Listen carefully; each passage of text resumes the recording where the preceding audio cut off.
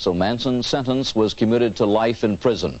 Now there's a book, Manson in his own words, as told to Newell Emmons. Emmons is an ex-con for car theft. And true to the unwritten code of the underworld, Manson cooperated on the book because he owed Emmons a favor. Today, correspondent Heidi Schulman went to talk with Manson to find, is he sorry? Does he feel guilty? And among ourselves whether to air his answers. Half of our staff said absolutely not. Even though Manson doesn't make a cent off this book, let's not give him any publicity. But another half said yes, believing that some of you are as curious as some of us are. Well, at any rate, here is what Manson had to say.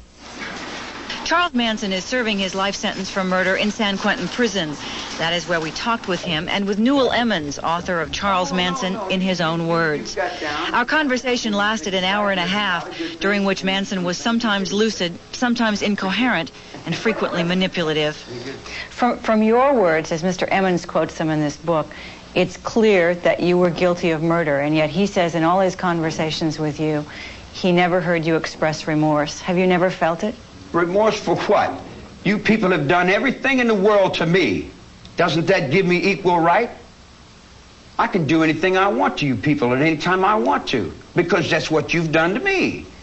If you spit in my face and smack me in the mouth and throw me in solitary confinement for nothing, what do you think's going to happen when I get out of here? Guilty. I wouldn't do anything that I felt guilty about. You don't feel guilty at all? There's no need to feel guilty. I haven't done anything I'm ashamed of. Maybe I haven't done enough. I might be ashamed of that, for not doing enough, for not giving enough, for not being more perceptive, for not being aware enough, for not understanding, for being stupid. Maybe I should have killed 400 or 500 people, then I would have felt better. Then when I felt like I really offered society something. You know, if I wanted to kill somebody, I'd take this book and beat you to death with it, and I wouldn't feel a thing. It'd be just like walking to the drugstore. Do you feel blame? Are you mad? Do you feel like Wolf's kebabs right French? Get French.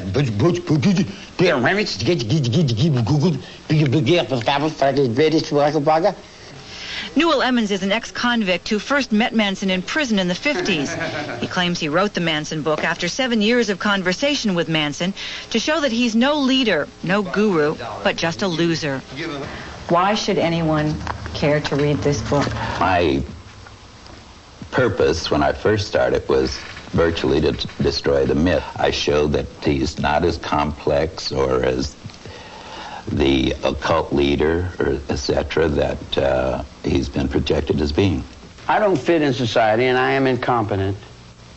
I'm definitely incompetent. No, that's not what I said. Well, I say that. I say that. No, there's nothing wrong with being incompetent because you don't have to do as much.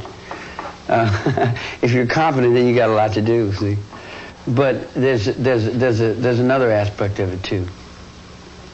I've learned to reflect. I just reflect back. I know I don't know. I know I'm stupid. I admit I'm a petty whatever. I've never been a success at anything. I even got to the point where I didn't want to be a success at anything. What would being a success, what does that mean, you know? Money? Oh, I've had all the money in the world 3 times and I had to give it back. That's a stupid little game, you know? My awareness and my consciousness is not the same as somebody that goes to school and has a mom and dad. See, not having parents have left me in another dimension, so to say, you know. I don't have no bad going for nothing. I don't judge. I hardly even think about too much. It's hard for me to remember breakfast. In fact, if I didn't have 2 or 3 girls to help me, I would pretty much be lost and I wouldn't know what the hell I'm doing. You write that in all your conversations with Charles Manson, he never expressed remorse. Have you seen any today? I mean, perhaps he believes totally in his own mind that he's not guilty. You guys got this stuck in your head that I've murdered somebody.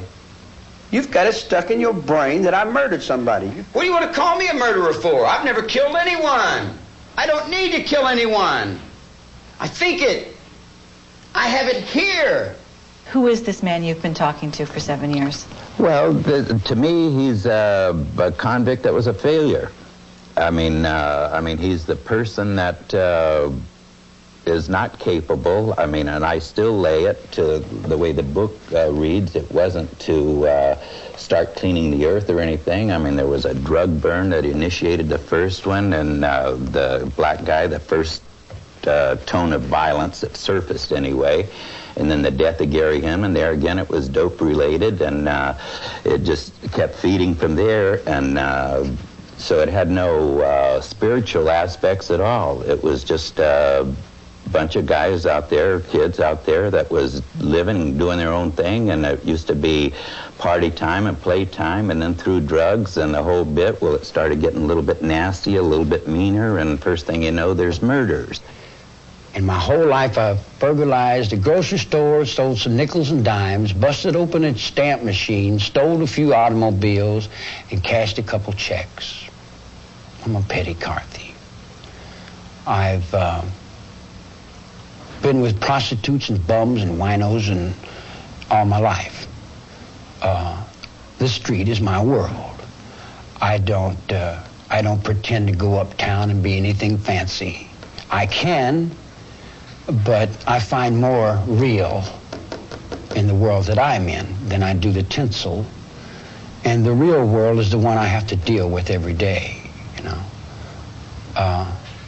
Believe me, if I started murdering people,